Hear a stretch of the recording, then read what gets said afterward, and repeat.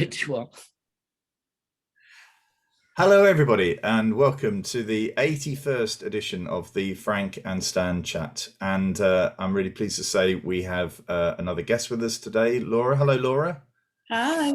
Hello, lovely. Thank you for joining us. I think you're at your mother's house at the moment, aren't you? Yes, yeah, just for today, one day only. Is that because I think you've got some building work going on at home? I think that's... Yeah, I didn't think you'd enjoy like half of me and half of like a drill or whatever. Oh, we've had worse, but no. But Oh, Frank's posh. He sometimes has a gardener that comes and cuts the lawn and the window. Dan, you said you'd never tell anybody that. How are you today, Stan? Good. It's Christmas Day in our house. I think it's trees going up and lights going up, and it's the same in our house. I was promised good weather to put lights in the tree. What's happening? I have to say, there's a guy opposite. He tried to put the lights up in the guttering and actually fell off his ladder a couple of years ago. Was seriously injured. So every time I go anywhere near that gutter now, putting those lights up, I've always got Andy in my mind, about what might happen. So good luck, Stan. Yeah, thanks for that, Frank. Well, another quiet week. I mean, it's just unbelievable. You couldn't make it up, could you, really? Well, you could, but actually, I don't think it would be as far-fetched as it has been in reality. But anyway, we're never short of things to talk about. And for those who are joining us for the first time, we try and capture some of the sort of things that have been going on predominantly in our country. But then we try and bring it back to an education setting. So that's the theme. So Laura, now I know you know Stan, and I don't think we've met, but I think our paths may have crossed or could have crossed if I'd stayed around in the co-op a little bit longer. So would you like to just explain who you are and how you know Stan? Yeah, so I'm Laura. I went to Watergate High School, which is now called Academy Watergate. When I was 19, I stood for election to be a local councillor, and I was Stan's local councillor. But I met him on the governing body of Co-op Academy Watergate. So I was a local authority governor there, and Stan became a governor while we were there, and that's how we met.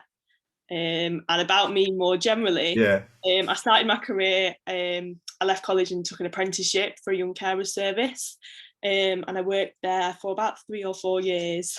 Left to go to university, and I've done different jobs since then. I've worked for an MP, I've worked in behaviour in schools, and now I work delivering a co-production project in Salford. But the thing that I think Stan remembers me for is young carers, because I didn't work there for very long, but the young people I worked with had such an impact on me that, as a governor, it's something I really actively think about a lot. And you had to get up. Actually, Laura, you met me before then, but you won't remember it because you knocked on my door when you were canvassing. And I thought, this is somebody from school that's doing some work. But yes, I do remember that clearly. You're knocking on the door on your election campaign. Before we get on to the 8 o'clock start that you had this morning, which I think is an interesting story, what made you go into politics so early? I mean, there are a lot of young activists, but a lot of them at that age remain activists. They don't actually stand, So what drove you to become a councillor at that age? I was always interested in making a change. So when I was in primary school, I stood for the school council, the same in secondary school. And I did politics at A-level. I joined the Labour Party because I felt like that was where my values aligned with. In many ways, it was by chance. So they send an email out and say, we're looking for people to go on the panel for councillors. At this point, I was a caseworker with young carers, and I thought, from what they'd said, I could do that. I'd be able to. And I thought, I'll apply and go through the experience of the interview so I can do it better next time. And then they sent me an email saying I got on, and within 3 months, I was a candidate for the area that I grew up in. And then it was a marginal seat, and it was, could have gone either way, and I won. So it wasn't I was born to do. My parents are not political at all. Some people that I met in the Labour movement would be like, my granddad was a trade unionist, and I've just never really had that upbringing. It was just for me about just making a difference. I think when I was in primary school, I got salt in my eye from some of the food we had, and that was my mission. Don't know why people voted for me on that, but that's what I said. So were you active at secondary school as well? Yeah.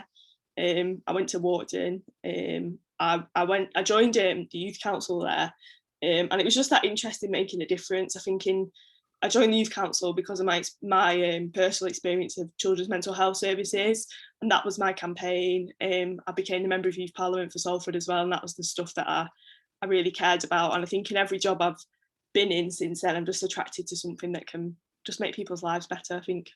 Yeah, and most great. people go into politics for that reason. There are different ways of doing it, but I like to think that's what, Do you see yourself then as a councillor? I mean, or do you ever think about, having worked in an MP's office, have you ever thought of stepping up to that position? I've thought about it. I think working in an MP's office exposed me to the realities of the role. The MP I worked for, her partner is an engineer in London 4 days a week, term time only, so it works perfectly. Yeah. But in reality, I think MPs should live in the constituency they represent, and then if you have children, they should go to a local school really. But then you're working 4 days a week with young children, and I just think from the outside, I've always wanted to make a difference, and it's the kind of job I've always thought I'd be good at. But then the closer I get to it, the more I'm put off, to be honest. It's not something I think about now very much. It's a very difficult job, and I don't think some people take it seriously enough. But also, I don't think people realise how hard it is to have like a balance. Yeah. And part of that is literally just having to be in London 4 days a week. No, yeah. I mean, not making a political point here now, but the thought that you could actually do that job and do 2 or 3 other jobs, something's got to give, isn't it? But that's another issue. I'm actually or work from the Cayman Islands while you're doing your job. But anyway, let's get back to it. Is this morning you had to get up at 8? Well, you were up before that, but somebody wanted to meet you at 8 o'clock this morning, which was a bit surprising. Do you want to just tell us that story? Yeah, so I'm working on a co-production project recruiting young people, young adults, and to be honest, myself included, I'm not a morning person. So I will say to people when I book my appointment, do you want me to ring you to wake you up? And so I've had most of my appointments at 1 p.m. I'll ring people to wake them up, and that's fine. I want them to get involved in my project, so I'll put the effort in. And a young man I met today wanted to meet at 8 a.m. And I just thought, do you know what? Brilliant. That's what you want to do. I'll be there. Fantastic. I was so impressed, really, really nice young man. And got me there at 8, which is, that's an achievement in itself. Yeah. So. But also makes a point, doesn't it, about ability to hold up things, and actually, if pushed, can be flexible, can do that sort of stuff. I think that's somewhere it says something about, and often it's not so much about the grades, is it? It's about the person at the end of the day, what they want to do and what they can bring. So anyway, do you know what? We've been talking for nearly 10 minutes and we haven't even got onto anything yet. But anyway, thanks for that, Laura. It's really interesting. I mean, we'll probably won't get past anything but what's caught your eye this week with the time available. So Stan, what's caught your eye this week? Well, what's caught my eye this week happened in 1972, so I'm a bit slow to the party, and I'm conscious that was way before Laura was even born. But it's the Watergate scandal in America, and the phrase that came out of the book All the President's Men, which is the non-denial denial. And I love the use of words, but the non-denial denial is where someone appears to deny something is true, but never actually says the words it's not true. Yeah. And we've seen so many of those in this last week. The classic is, I've been assured that no rules were broken. Yeah. So I'm not actually saying that the rules weren't broken. I'm telling you that somebody told me that rules weren't broken. That way I can say afterwards how disappointed I am that the person who told me wasn't telling the truth, but not me, sir. I think there's been a case where they've tried to suggest that maybe the Prime Minister lied at the dispatch box, but I think if they look carefully at his words, he's clever enough to have used words that don't actually deny or say something isn't true or tell a straight lie. His words are very cleverly constructed. And we've had they're not new. I think Nelson in 1801, I see no ships, is a non-denial denial. I think the thing is, though, is that this clever use of words, though, I mean, I think it in a way you admire it to some extent, you know, because actually I'm not a great, as you know, I'm not a great fan of the Prime Minister, but it could be anybody at that dispatch box. You know, actually, you don't know what's coming at you. You know, actually, it looks as though that was a prepared element of what he was going to say. But actually, you know, it is impressive the fact that they, you know, I think I would be under so much pressure. I'd say, look, folks, I'm really sorry. You know, I wouldn't. I think I've cocked this up big time. You know, I'm really. Let's just start again. But it's the fact that they can't bring themselves to say that they just continue to dig holes for themselves, and it's the fact that it's done in a clever way means that people think now suspiciously that, you know, actually there's something going on here. You know, if it was a bit more straight talking, I think people would probably give him a little bit more bandwidth, but he's in a right mess at the moment. Well, the other thing is, I think some of the other ministers who haven't quite been briefed as well have not managed that non-denial denial quite so well. Yes. And I heard, I think it was Peston saying that he's got people on the record saying that the party never happened. And you know, when it all comes out, what's going to happen to those that have clearly gone on the record and told something? I don't know what you think, Laura. I mean, if I mean, you're a governor. If something like this happened in a school setting, you know, that during lockdown there was, you know, where you shouldn't have Christmas parties, you know, a school where you're a governor had a Christmas party, and the head teacher said it didn't happen, you know, or the deputy told me it didn't happen, you know, it wouldn't be that too difficult, would it, to find out whether it did happen? You know, it's as if there's a sort of disconnect here between, you know, that building and who lives in it, and, you know, what goes on in it. You know, as if to say, well, I live here, I work here, but I've no idea what's going on. You know. Yeah, I didn't notice 30 or 40 people having a party in the front room. I mean, what's your take on it, Laura? How do you feel about it? When it came out, it didn't really catch my attention much. I just kind of wasn't surprised. And I think the press has, you know, it's been on the news every night when I've been watching the news. And what got to me was on your phone, it will show me pictures that I took like a year ago that day. And there's a picture that I took a year ago yesterday of my brother. And me and my brother, we argue and bully each other. But is he older or younger than you? Younger. And we're just mean to each other. That's how we get along in a nice way. And I'd taken a picture of him because I thought he looked a bit silly. And I was looking at the picture and I was like, why was it in the doorway? And then I remembered last year we weren't allowed to go into each other's houses. And that's when I thought I couldn't even have a laugh with my brother in the same house because we don't live together. And then seeing it on the news, I think that really. And then I thought about December last year, and, you know, nowhere was open in Greater Manchester, no cafes. You could sit outside in December if you want to. And it was just a really miserable time. And I think that's when it reminded me, actually, how much they, you know, it's easy now, I think, to forget that it took that picture to contextualise it for me, how serious it was. I mean, in some respects, just going on this plan B, you know, who knows where we're going? We're going to plan C or plan D in the future. But actually, I know that there was this sort of idea that this announcement was brought forward, you know, to sort of try and deflect some of the attention away. But actually, for me, it reminded me of last December. You know, it reminded me that we could end up there again. So in a way, I think that sort of backfired a little bit in terms of it being if it was a deflection to try and move it away from the various other issues around parties and what have you. So I think I just remember on Christmas Day, we had to shuffle our two mothers.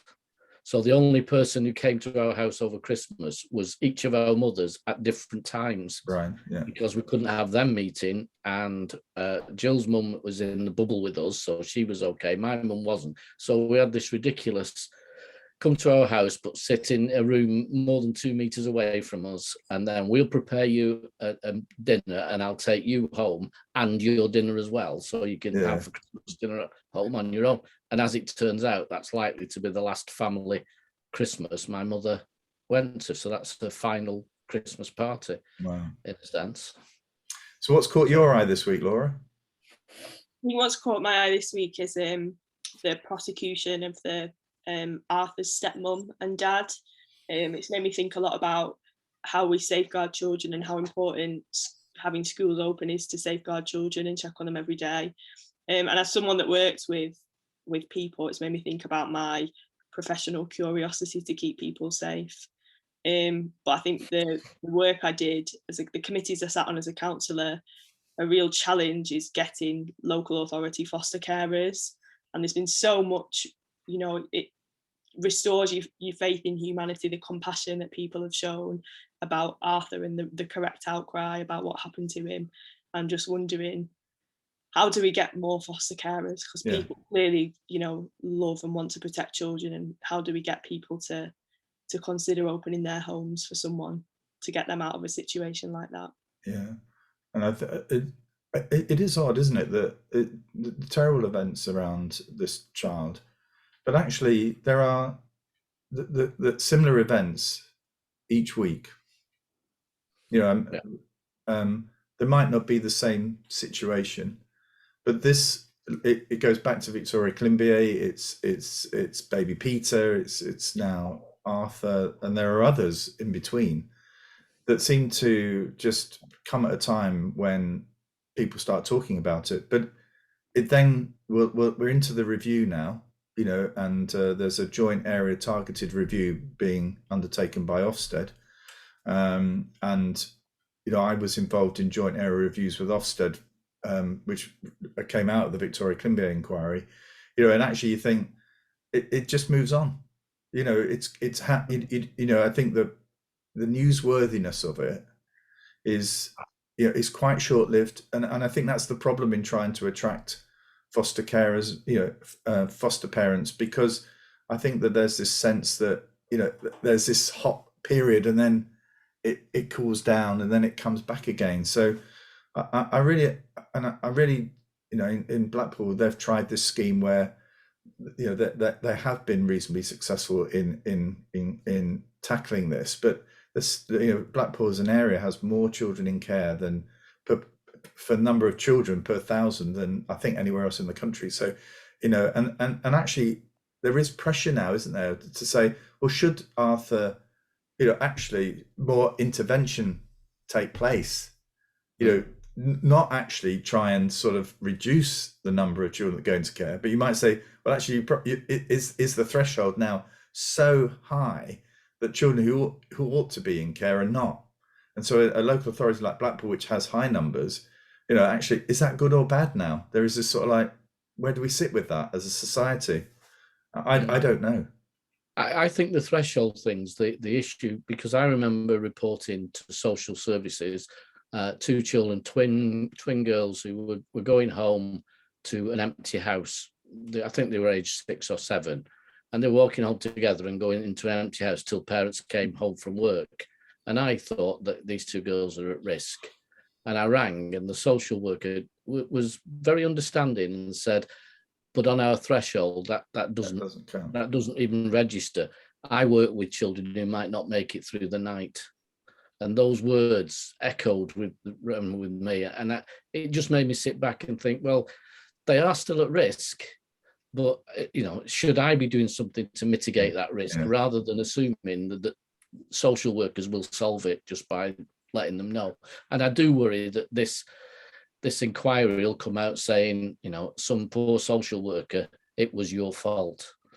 And I just hope it doesn't, because it's a wider issue than that. Yeah. So what do you think then, Laura? Have you got any ideas on how you can capture this sort of moment in a way for good, from Arthur's death?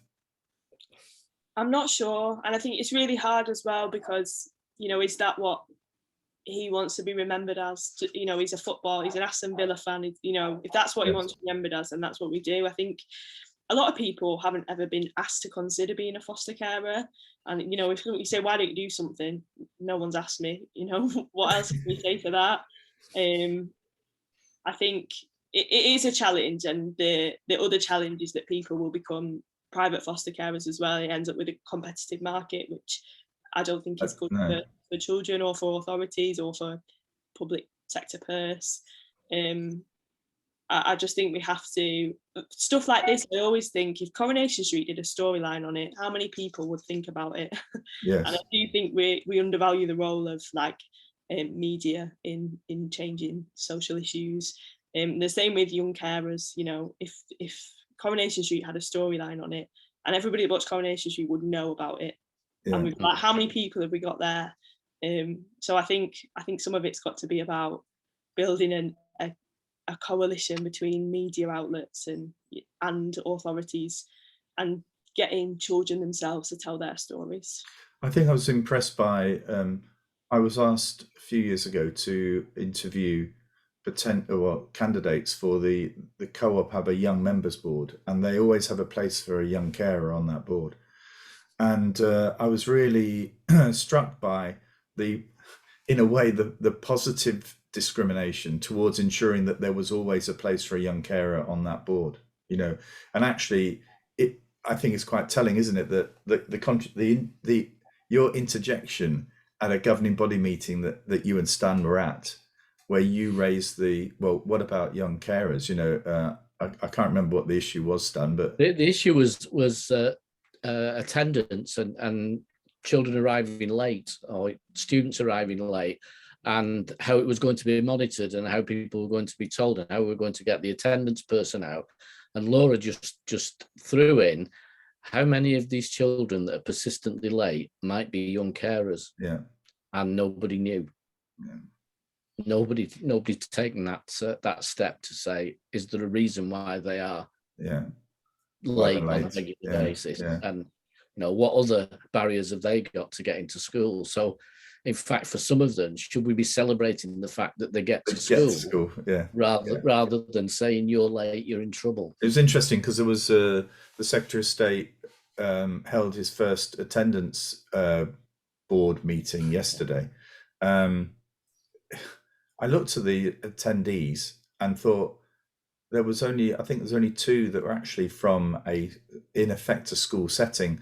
I don't mind that, but actually if it's about improving attendance, you do need to have, you know, people representing other groups. But actually, you know, I was thinking there's just not enough people here who have actually done it.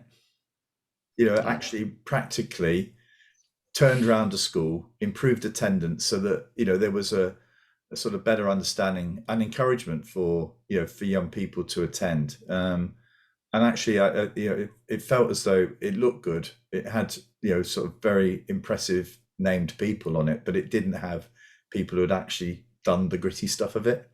And, you know, I think you do need that. And I have to say, there's one, I won't mention the school, but there's one co-op academy school that was amazing, you know, had the worst attendance in the country, but actually is now some of the best attendance in the country. And it's those people, the people running those schools, the attendance teams, the safeguarding teams in those schools, they're the people that he needs to be speaking to, because that needs to be replicated elsewhere. But again, attendance officers, you know, all that disappeared in the years of austerity. Yeah. You know, we stopped having those people. They weren't necessary. The what's caught my eye is ventilation. Okay, so there was a report out today saying that in poorly ventilated rooms, if students or pupils didn't wear a mask, they were 6 times more likely to catch COVID. And basically, Stan and I have spoken, Laura, about there are monitors now being delivered. I think there's 300,000 monitors have been delivered. I believe that's what I'm being told, which is great. But actually, what happens if the monitor alerts you to the fact that, you know, that sort of the reading is very high? What do you do? You know, today, what did you do? What would you do? You know, all those classrooms are full. You can't just sort of pile them all into another classroom, which is equally poorly ventilated. You know, and as Stan has said, there's only so long you can stand in the playground. You know, what are we doing? And actually, I think my daughter is I've said this many times, but she's a year 2 teacher. She's clinically vulnerable. Fortunately, she has a door, an outside door into her classroom, so that's open all the time. But how this is going to work when it gets really cold, I've no idea. You know, and she's the only clinically vulnerable person in the school. only member of staff clinically vulnerable. So it's good in some respects that the plan B has come in, because it will make her feel a little bit easier about wearing a mask and all this sort of stuff. But it's beyond me as to why we can't get young children and older children to wear masks in classes. I just don't understand it at all. But the education secretary has taken advice from other MPs on it. That's how he knows. Oh, the MPs. Oh, so he's taken advice from I've other missed MPs, that, Stan. Who've told him that it damages communication and lowers the education of children if people are wearing masks. Right. So they couldn't do what Parliament does, where actually, well, not everybody wears them in Parliament. That is another case, isn't it? Of, you know, one rule for them and one rule for us. But actually, you know, even on the opposition benches, you know, they allow the person who's speaking to drop the mask to speak, and then they put it back on again. That could happen easily in a classroom setting. Absolutely no reason why that can't happen. But there are clear masks as well, aren't there? There are ways around that problem if you want to put your mind to it. Anyway, I don't think there's a drive to do that. Can I say? So, what did you say that, Laura? I didn't catch that. Last year, I listened to Michelle Obama's podcast, and the first episode with Barack, something they said stuck with me forever. And they said the pandemic's shown them how unwilling some people are to make tiny sacrifices for other people. And that stuck with me throughout the pandemic. Yeah, that's very true, isn't it? Very true. I think we probably, Laura, we've been having a discussion virtually every week about Ofsted.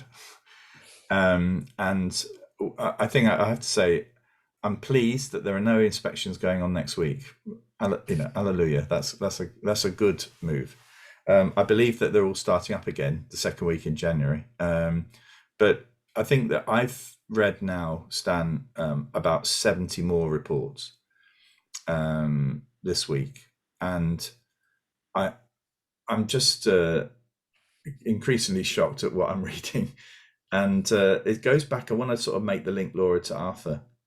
I haven't done it yet, but I'm actually going to read all of the Ofsted reports for Solihull that have been published in the last year for schools, to see how much attention Ofsted gave to the work that those schools did in relation to its links to the local authority and to children's services in general, and whether any comments were made about staff mentioning about, you know, some poor practice or slow timeliness of meeting, or meetings were not held on time, people weren't turning up, you know, because actually we cannot have it whereby, you know, schools are seen as sort of like islands. You know, they're an integral part, as the pandemic has shown, a vital part in protecting children, but they're connected to a host of other agencies and services.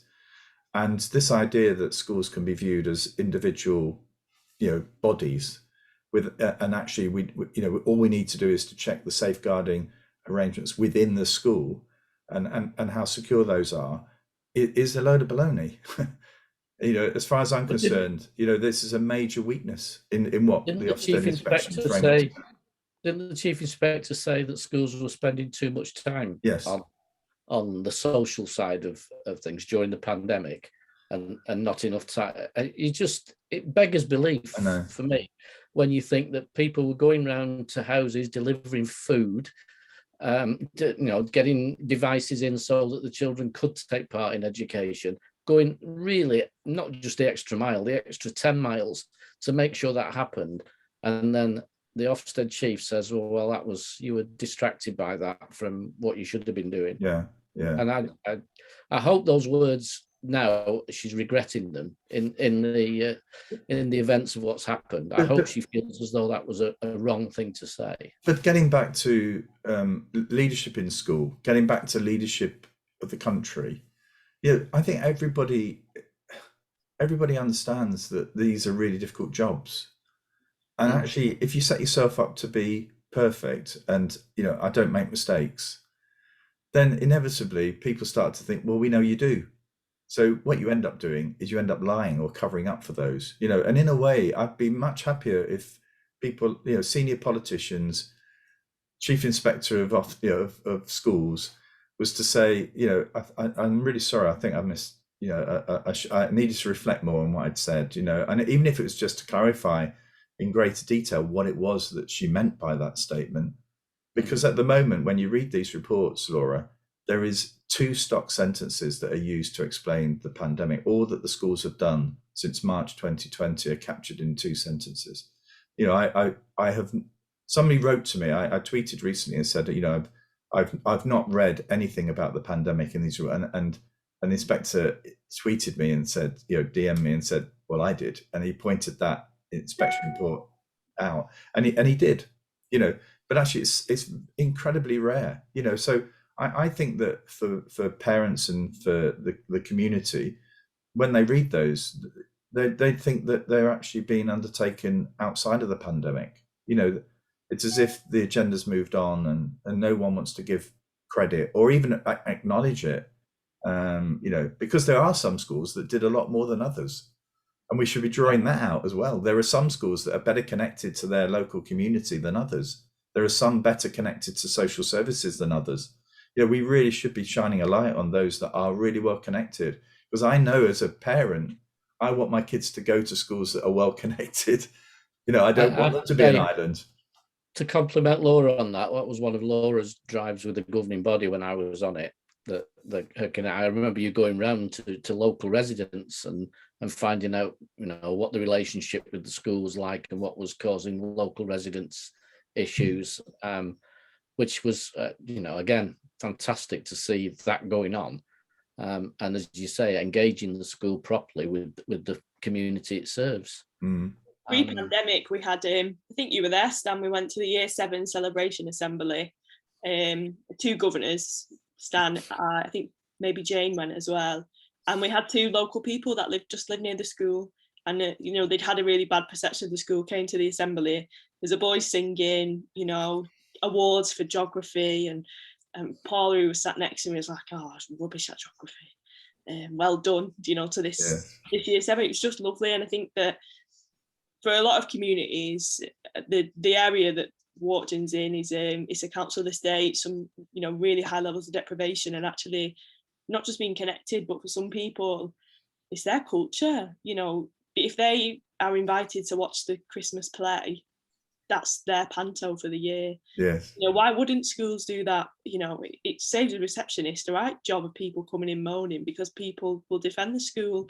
And they also know that if there's an issue, they know the senior leader, and the students are a bit more scared to give them jib on the way home because they were sat at the front of the assembly next to the governors. So it's like a win-win situation. And they came to the poppy drop as well. We had some residents come there, and one of them was a veteran, and he just cried, and he was like, I never knew this happened every year on my doorstep.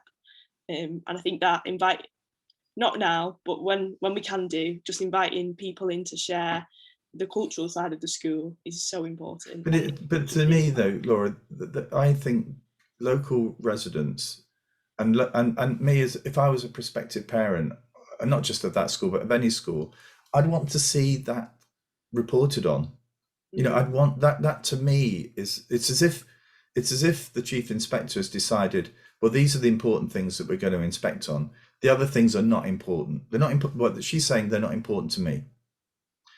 But actually, she's making a decision as to what's important for everybody when she does that.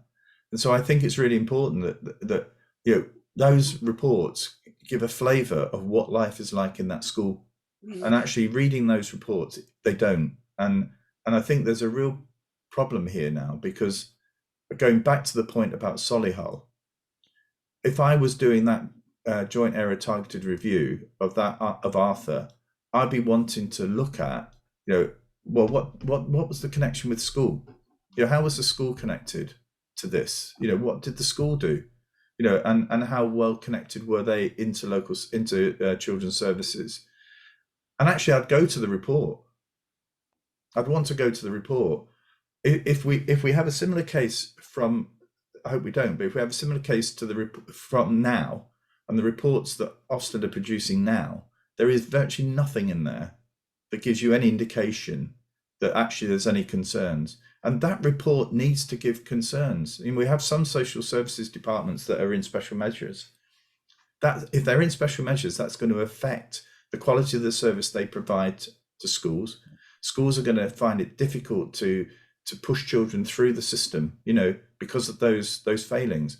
But you never get a hint of that in the school reports. So I think there's some real, this lack of connectivity, treating schools as islands and just about learning I think is a real weakness going forward, and I think it could backfire further down the line. Sadly, I think it's going to be a problem for Ofsted and the government further down the line.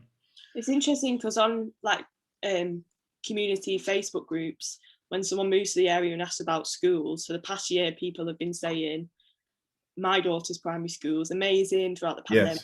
Yes. They did this. And if that's what parents are saying and parents are judging the schools from, why is it not in the... Well, that's a really good point. I think you've captured what I was trying to say in about 15 seconds there, Laura. That's precisely what I'm about as well. It just doesn't feel right.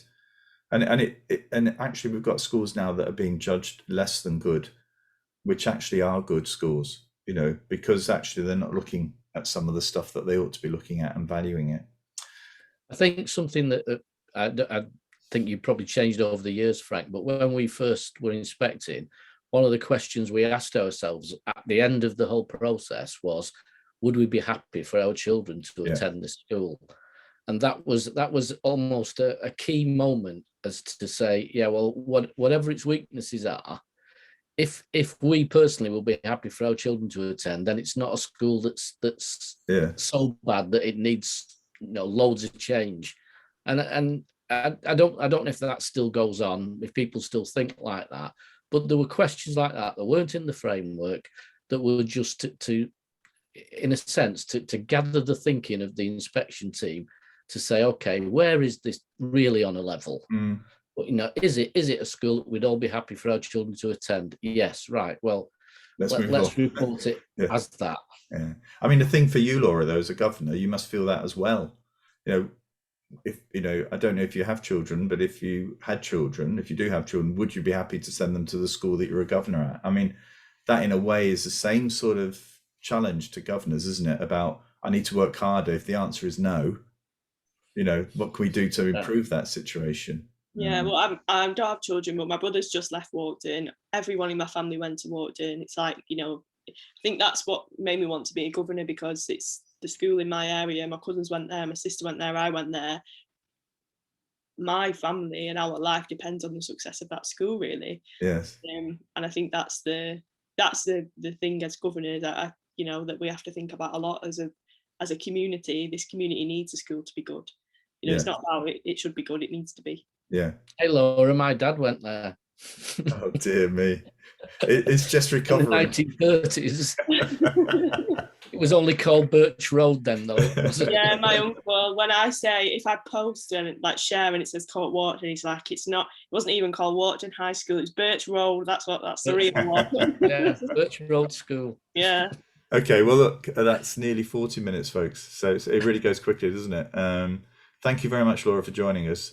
We haven't actually focused that much on carers before, so it's really good to have that dimension come in. And Stan, next week we have a poet with us. So, and that's Does everything we've seen it caught your eye have to rhyme then next week? And then there's the Christmas. I think we've decided not to do Christmas Eve. We're going to do New Year's Eve, I think that's right. But anyway, so thank you very much, Laura, and thank you for joining us, and good luck, everybody. I hope we see you all next week, and it's been a quieter political week and an easier week in school. Let's hope so.